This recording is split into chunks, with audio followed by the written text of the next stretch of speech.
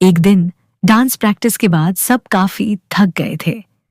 हर कोई अपने अपने आराम के लिए जाना चाहता था, लेकिन प्रैक्टिस काफी इंटेंस थी, इसलिए सब थोड़े थोड़े एक्सहॉस्टेड महसूस कर रहे थे।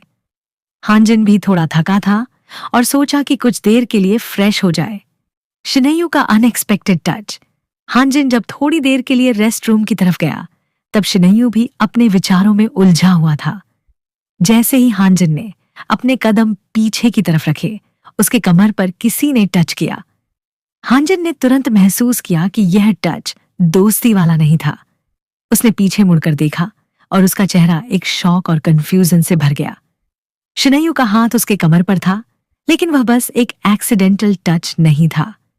शिनयू का टच एक ज्यादा इंटीमेट और पर्सनल महसूस हो रहा था, जो पहले कभी नहीं हुआ था।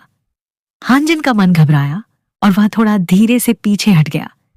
शिनयू भी समझ गया कि उसका जेस्चर गलत हो गया था, लेकिन कुछ न कुछ हवा में था जो दोनों के बीच थोड़ा अनकंफर्टेबल मोमेंट बना गया था। दोहन की कोशिश। वहीं दूसरी तरफ दोहन भी अपनी फीलिंग्स को लेकर थोड़ा कंफ्यूज था, लेकिन वह अपने तरीके से हांजिन के साथ अपना बॉन्ड आगे बढ़ाना चाहता था। उसने हांजिन को एक बार फिर बुलाया, इस बार एक स्पेशल डिनर के लिए। दोहन ने हांजिन से कहा, चलो आज बाहर चलकर डिनर करते हैं, बस एक कैजुअल मील। लेकिन दोहन का इनविटेशन बिल्कुल कैजुअल नहीं था। वह हांजिन को डेट पर ले जाना चाहता था और अपने तरीके से उसे इम्प्रेस करने की कोशिश कर रहा था। हांजिन को यह सब कुछ अजीब लगा। वह सोचता है, ये क्यों कर रहा है, इतना खर्चा क्यों कर रहा है, क्या दोहन को मेरे लिए कुछ ज्यादा फील हो रहा है? हांजिन को समझ नहीं आता कि यह सब किस तरह से हो रहा है। उसने सोचा था कि डिनर एक सिंपल मील होगा, लेकिन दोहन ने जो रेस्टोरेंट चुना और जो मूड बना दिया, वह बिल्कुल रोमांटिक और प्राइवेट था। हांजिन का कंफ्यूजन। हांजिन थोड़ा शॉक हो गया था। उसने सोचा, ये सब इतना बड़ा है। शिनायू ने पिछले दिन जो मुझे टच किया, और अब दोहन इतनी केयर और एफर्ट दिखाता है।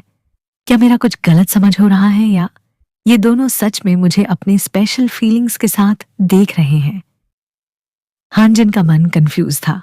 उसे अपने दोस्तों के बीच की दोस्ती को समझना मुश्किल हो रहा था, और साथ ही अपनी फीलिंग्स को भी। क्या होगा आगे? शिनयू और दोहन दोनों अपनी फीलिंग्स को समझने की कोशिश कर रहे थे, लेकिन दोनों का अप्रोच अलग था। शिनयू अपने जज्बात छुपाने की कोशिश कर रहा था, जबकि दोहन अपने इमोशंस को ओपनली एक्सप्रेस कर रहा था। हांजिन को ये दोनों के बीच का कॉम्प्लेक्स सिचुएशन समझने में टाइम लग रहा था। जब हांजिन डिनर पर गया, उसने दोहन से बात करते वक्त थोड़ा टेंशन महसूस किया। उसका दिल कह रहा था कि यह कुछ और है, लेकिन वह अपनी फीलिंग्स को समझ नहीं पा रहा था। क्या दोहन की ये जेस्चर्स सिर्फ दोस्ती के लिए थी, या कुछ और था जो हांजिन अब तक समझ नहीं पाया? आगे क्या होगा? ये कहानी अब एक इमोशनल क्रॉसरोड्स पर आ गई थी। हांजिन को अपने दोस्तों के साथ अपनी इमोशंस को समझना होगा। शिनयू और दोहन को अपनी फीलिंग्स के साथ कैसे डील करना होगा? क्या हांजिन इन दोनों के बीच अपने लिए कुछ चुनेगा, या फिर यह सब एक दोस्ती के तरीके से ही चलता रहेगा? यह एक जटिल लव ट्रायंगल बन गया था, जिसमें प्यार, दोस्ती और कंफ्यूजन के बीच कई मिसअंडरस्टैंडिंग्स और इमोशंस होते जा रहे थे।